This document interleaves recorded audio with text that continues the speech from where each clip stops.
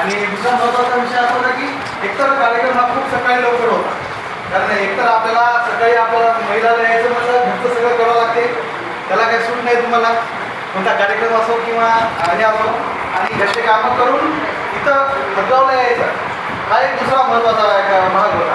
तर आपण आला त्याबद्दल मी सर्वांच्या वतीनं जे पाणी फाउंडेशन असू द्या, कृषी विभाग असू द्या, उमेद असू द्या, कसं आहे शासनाचे वेगवेगळे जरी घटक असलं तर सगळ्याचा उद्देश आपला आहे की बाबा आपल्याला आपल्या क्षेत्राची प्रगती कशी करायची, आणि या सगळ्या गटांना म्हणजे सर्वांना एकत्र आणण्यामध्ये पाणी फाउंडेशनचा फार मोठा हात आहे. आणि त्याबद्दल मी आपण आलात त्याबद्दल सर्वात मी तुमचं अभिनंदन करतो आणि तुमचा आभारी मानतो.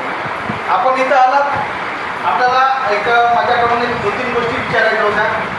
महिलांचा एवढा मोठा गट आहे, तर आपण उत्पन्न वाढवण्यासाठी आणि हे करण्यासाठी शेतीचा खर्च कमी करण्यासाठी दशपणे असू द्या, BBF वर पेरणीचं किंवा हे आता या परिस्थितीत मी तुम्हाला सांगत नाही, कारण ऑलरेडी आता ते आपली स्टेप पुढे गेलेली आहे, जे आता पेरण्या सुरू झालेल्या आहे.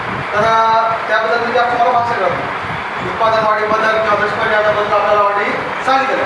तर माझं एक छोटंसं तुम्हाला हे आव्हान आहे की आपण आता उत्पादन घ्यायला शिकत आहात, त्याबद्दलच आता हळूहळू आपल्याला आपले जे गट तयार झाले या गटाचं आत्माअंतर्गत आपलं रजिस्ट्रेशन करावं असं एक मी तुम्हाला आवाहन करतो.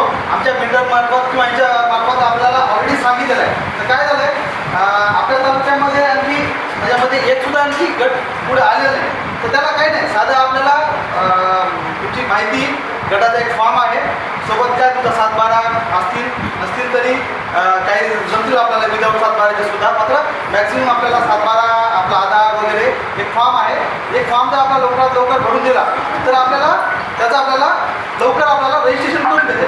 त्या गटाचा फायदा असा आहे की शासनाच्या जेवढ्या योजना आहेत तुम्हाला माहीत नाही, आता आपल्या तालुक्यामध्ये बऱ्याच जण गटांना मला यावर्षी इच्छा होती की बाबा आपण कंपन्या कमीत कमी 5-6 गटाला तरी आपल्या गटामार्फत जे सोयाबीन आपल्याला 10 एकरसाठी भेटते, जवळपास प्रत्येकाला एक जरी बॅग दिली तर 25 जणाला आपल्याला बॅगा मिळाल्या असतात.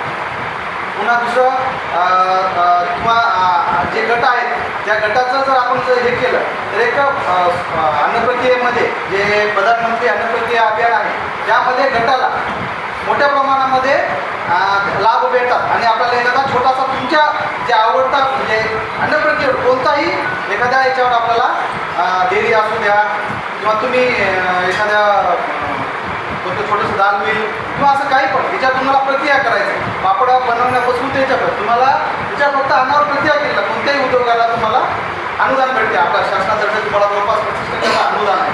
त्या गटासाठी तुम्ही पुढे यावं अशी एक इच्छा आहे. कारण कसं आहे, आपण उत्पन्न करतो मात्र आपल्याला जे बाजारभाव आहे ते आपल्या हातात नाही. मात्र प्रक्रिया उद्योगामध्ये कसं आहे, आपण भाव ठरवतो आणि त्याप्रमाणे विकतो, आणि माल चांगला असेल तर ग्राहक कुठून येते. आपल्या तालुक्यातले बरेचसे शेतकरी आहेत जे सेंद्रिय करतात आणि त्यांनी जे भाव आहेत, मी आपल्या अंगावरच उदाहरण देतो. आपल्या बळवंतराव यांनी आपला जे हे होतं कार्यक्रम होता नांदेडला, आपला कृषी प्रदर्शन, आपले जोतमल साहेब हे पण आले होते. त्यांना विचारा, त्यांनी 200 रुपये किलोनं आपला हाट सळीचा हे विकला होता आपला काय म्हणतात ते भात. तर अक्षरशः त्यांना ते भात जेवढा आणला होता पूर्णच्या पूर्ण विकून त्यांना माल कमी पडला. म्हणजे मार्केट आहे, फक्त आपल्याला कसं आहे गटामार्फत. आणि जे तुम्हाला एक प्रक्रिया उद्योग सांगितला तुम्ही गटामार्फत पण करू शकता, आणि तुम्हाला वैयक्तिक जरी करायचं असेल तर वैयक्तिकला सुद्धा आपल्याला फायदा होतो. हे कसं आहे, पहिलं वर्ष आहे, आपल्याला सक्सेस भेटेल हे तर मला म्हणजे खात्री आहे. जरी आपल्याला काही कमी जास्त झालं कारण सुरुवात आहे, यश अपयश येतच असते.